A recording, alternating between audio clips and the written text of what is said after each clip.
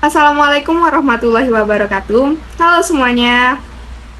Balik lagi sama aku Alfia Novasari dengan NIM 2310862009 dari jurusan Ilmu Komunikasi kelas B. Nah, kali ini aku akan membahas tentang klasifikasi, proposisi, dan falasi atau kesalahan berpikir, dan apa hubungan ketiga poin ini dalam logika.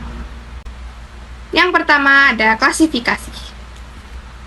Klasifikasi adalah penggolongan atau pengelompokan objek-objek atau definisi ke dalam kelas-kelas menurut persamaan dan perbedaannya. Pembagian dalam klasifikasi ini dilakukan secara logis dan bukan dilihat dalam bentuk fisik, bukan memandang fisik. Nah, sekarang aku akan jelasin apa hubungannya klasifikasi ini dengan logika.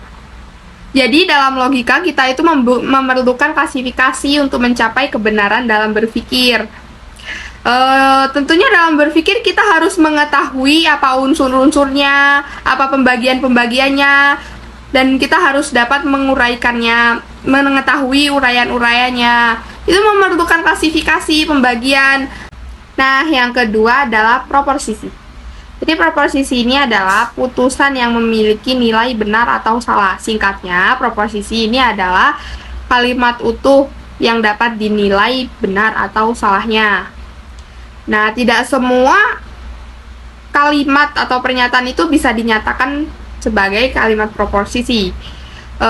Contohnya kayak seperti kalimat tanya dan kalimat perintah itu tidak dapat dinyatakan sebagai proposisi karena mereka tidak memiliki kebenaran, maksudnya tidak dapat dinilai benar atau salahnya. Seperti contohnya, besok kita belajar logika nggak ya? Nah, itu kan tidak dapat dinilai benar atau salahnya. Jadi itu bukan proposisi. Atau kalimat perintah misal, besok tolong bangunin aku dong jam 7.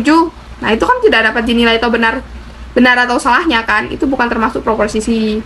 Lalu di dalam proposisi ada 3 unsur. Yang pertama ada term subject atau term S, yang kedua ada term predikat atau term P, yang ketiga ada kopula. Kopula ini penghubung. Jadi contohnya kayak semangka itu manis, semangka ini subjeknya, itu ini kopula, manis ini predikat. Terkadang kalau kopula di dalam proposisi dihilangkan, itu hanya akan menjadikan kalimat proposisi itu tidak menjadi proposisi lagi atau hanya berupa term. Seperti tadi contohnya semangka itu manis, jika itunya dihilangkan hanya menjadi semangka manis, itu bukan lagi proposisi, itu udah hanya menjadi term, bukan lagi proposisi. Jadi kopula ini berfungsi untuk menghubungkan subjek dan predikat dalam proposisi.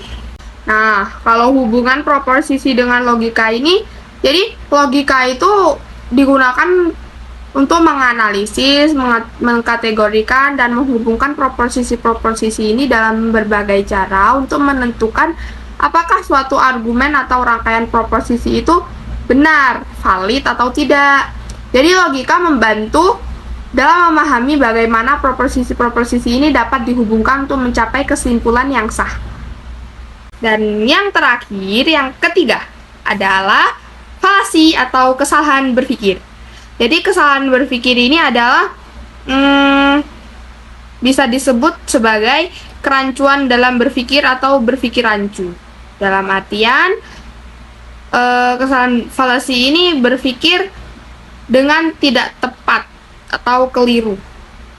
Jadi dia melanggar asas-asas logika. Jadi dalam logika itu kan berpikir secara tepat. Jadi dia melanggar asas logika dengan berpikir tidak tepat atau keliru atau salah. Hubungan falasi dengan logika itu sendiri adalah dengan menggunakan prinsip-prinsip logika, kita dapat mendeteksi dan menghindari kesalahan berpikir sehingga kita dapat melakukan penalaran yang lebih tepat dan rasional. Jadi logika ini membantu kita mengembangkan pemikiran kritis dan analitis yang lebih baik dalam proses pengambilan keputusan dan penyelesaian masalah. Jadi kita terhindar dari falasi atau kesalahan berpikir. Baik, cukup itu saja penjelasan dari aku. Sampai jumpa di video selanjutnya. Assalamualaikum warahmatullahi wabarakatuh. Dadah!